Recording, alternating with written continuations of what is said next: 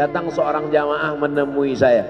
Ustadz Somad, saya kena penyakit insomnia, gak bisa tidur malam. Jam 2 malam mata saya masih berkedip-kedip. Bismika Allahumma ahya wa amut, gak mempan. Sebabnya apa Pak? Sebabnya saya beli tanah. Setelah beli tanah, tanam kelapa sawit, dipupuk, dijaga, 3 tahun berbuah.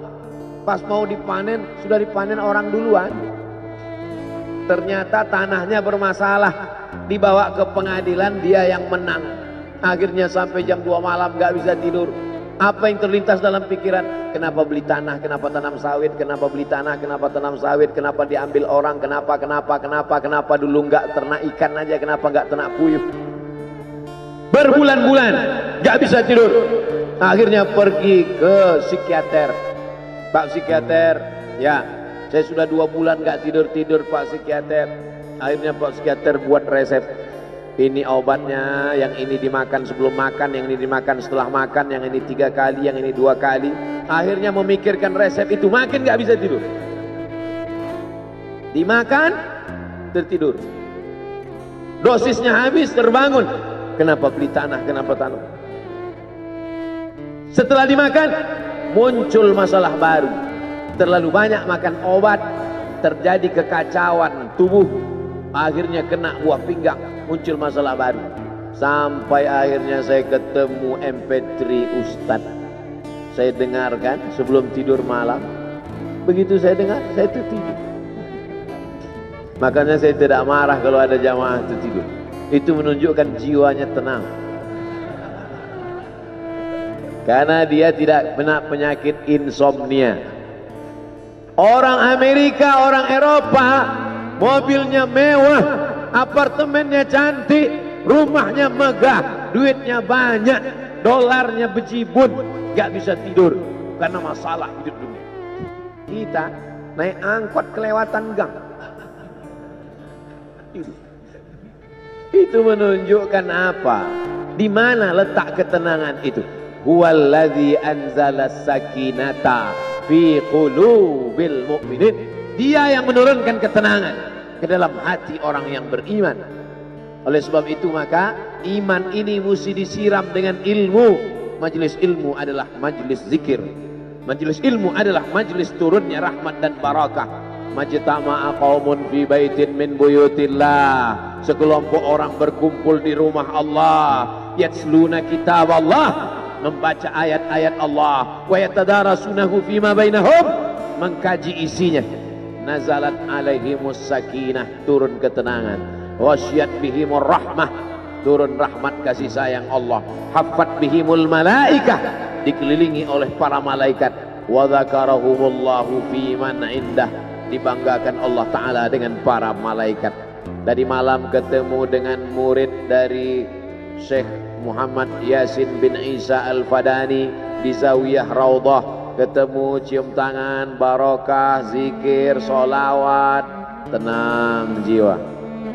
Lalu kemudian subuh ini ketemu dengan Abah Raud, ketemu dengan para penghafal Quran, ketemu dengan santri-santri, tenang jiwa.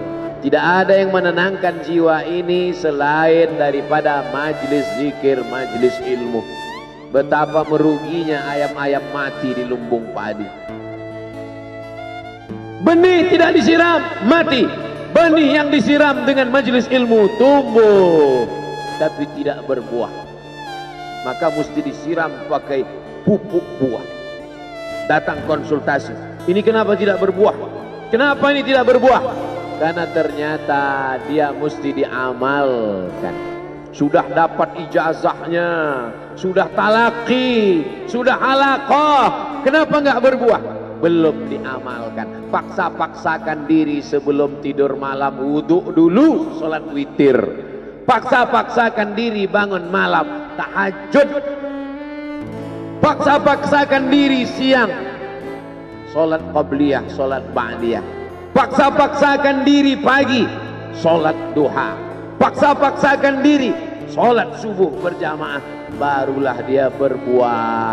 Kalau dia tidak berbuah, dia hanya sekedar pokok kayu, yang hanya membuat sampah saja. Tapi paling tidak tempat orang bernaung di bawah ketika panas. Tapi manfaatnya tidak sesuai karena yang ditunggu itu buahnya. Masa pohon kayu rindang besar tidak berbuah, sementara semangka yang kecil buahnya besar. Oleh sebab itu maka mesti berbuah. Benih disiram, berbatang, berputih, berbuah. Buahnya ranum, cantik dan indah. Begitu dibelah tak bisa dimakan. Kenapa? Ulat semua isinya. Oleh sebab itu mesti dijaga. Benihnya disiram. Apa yang bisa menjaga ini? Diprotek dia. Kenapa apel tidak dimakan ulat? Bukan karena ulat tidak sanggup beli apel, tapi karena disemprot pestisida. Ulat tahu ini ada pestisidanya, maka dia tidak makan. Kita nggak tahu, dimakan. Ikan asin tidak dikerubungi lalat. Tidak ada satupun lalat yang hinggap di ikan asin. Kenapa? Karena lalat tahu ikan asinnya pakai formalin. Manusia nggak tahu. Pintar mana manusia dari lalat? Jangan jawab. Akhirnya orang makan, menumpuklah pestisida dan formalin dalam darah. Apa namanya? CANCER, cancer. Karena dia tidak larut dalam tubuh. Yang lain-lain larut. Makanan-makanan larut menjadi energi, menjadi sampah, dibuang menjadi kotoran. Sama seperti daun, kalau jatuh ke tanah larut menjadi pupuk, tapi plastik tidak larut, maka plastik sampah bertebaran. Oleh sebab itu maka ini mesti dijaga. Apa yang bisa menjaga buah apel supaya tidak berulat? Jagalah dia dengan ikhlas. Kamu kenapa nggak ke masjid? Saya kalau ke masjid riak, maka saya nggak ke masjid biar ikhlas. Tarkul amal li ajlin nas riak. Kata Imam Fudail bin Iyad, tarkul amal li ajlin nas riya. Tidak jadi beramal karena takut dipuji orang, riya. Wal amal li ajlihim syirik. Beramal karena ingin dipuji orang, syirik. Kenapa kamu nggak pakai sorban? Takut dipuji orang, riya. Pakai saja sorban anak, jangan takut dipuji orang. Pakai sorban, yakinkan dirimu. Baik. Ustaz, kenapa nggak pakai sorban? Ada masanya nanti pakai sorban. Tarkul amal li ajlin nas riya. Tapi beramal, tapi saya nggak tahan Pak Ustadz, dipuji orang. Luruskan, karena pujian pasti akan selalu datang. La'atiyannahum min baini aydihim wa min khalfihim wa an aymanihim wa an syama'ilihim. Datang dari depan, dari belakang, dari kanan, dari kiri, dari dalam. Alladzi yuwaswisu fi sudur, dari dalam, dari depan, dari belakang, dari kanan, dari kiri, dari dalam, dari dua aspek, minal jinnati wan nas, dari yang zahir, dari yang batin, berdatangan dia. La ughwiyannakum, aku akan goda anak cucu Adam. Sampai kapan? Madamat arwahuhum fi ajsadihim, selama roh masih bersemayam dalam jasad, selama masih hidup, dia terus menggoda. Kapan kita berhenti dari godaan ini? Nanti setelah terbaring, terbujur kaku, bahkan sampai mau sakaratul maut pun dia tetap menggoda. Itulah makanya orang berzikir tidak bisa digoda waktu sakaratul maut. Kenapa? Karena la ilaha illallah akan terngiang di telinganya. Subhanallah walhamdulillah wa la ilaha illallah wallahu akbar. Subhanallah walhamdulillah wa la ilaha illallah wallahu akbar. Kalau itu diucapkan sekali, 10 kali, 100 kali, 1000 kali, terngiang dia di telinga kita. Bahkan ketika kita mau tidur malam pun terngiang dia. Bahkan ketika kita mengigau di tengah malam pun itu yang terngiang. Maka saat mau sakaratul maut pun itu juga yang akan datang. Apa yang kau ucapkan, apa yang kau dengar, apa yang kau pikirkan, apa yang kau renungkan, itu yang akan datang waktu sakaratul maut. Seorang bapak sudah diponis dokter, panggil istrinya, panggil anaknya, bawa ini ke rumah,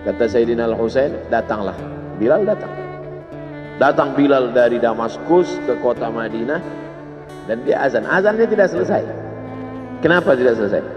Karena dia merasakan kalau dia azan bahwa nanti yang jadi imam Rasulullah. Dan ternyata perasaan itu sama bagi orang Madinah.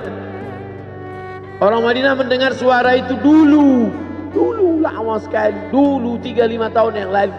Dan kalau sudah suara itu terdengar, pasti nanti imamnya adalah Rasulullah. Ramai mereka datang, luar biasa ini azan, kata mereka. Karena kalau sudah azan ini yang pasti nanti imamnya.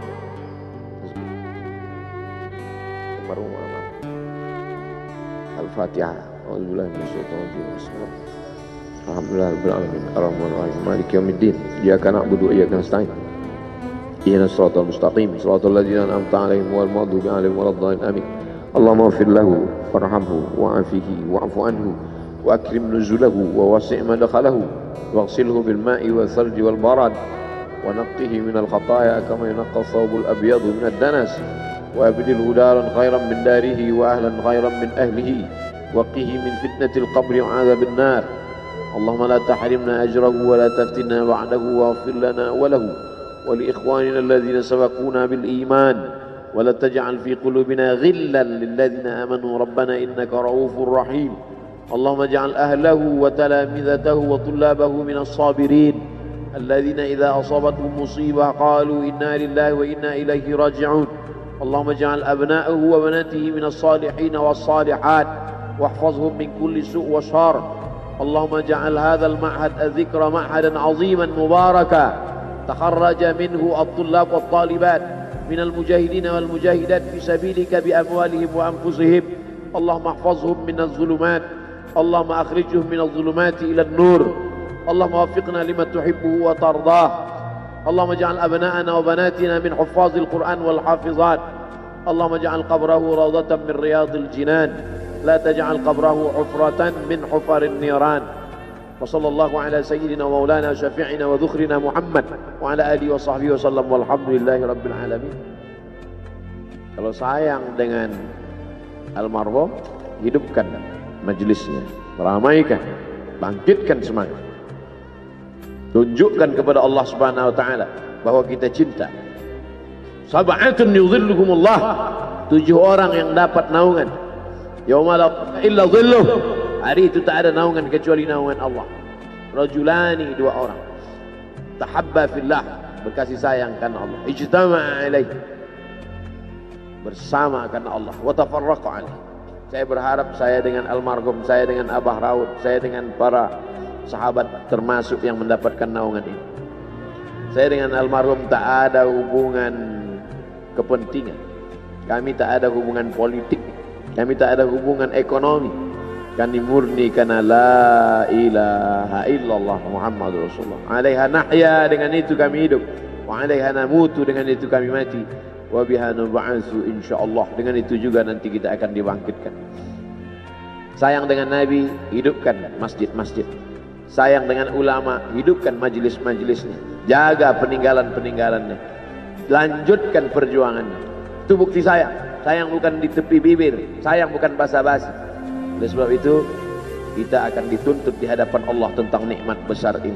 Mudah-mudahan kita lulus ujian dunia, ujian akhirat. Amin ya rabbal alamin. Terima kasih segala perhatian. Mohon maaf segala kesilapan dan kekhilafan. Jangan lupa salat sunat isyraq 2 rakaat. Terima kasih. Wassalamualaikum warahmatullahi wabarakatuh.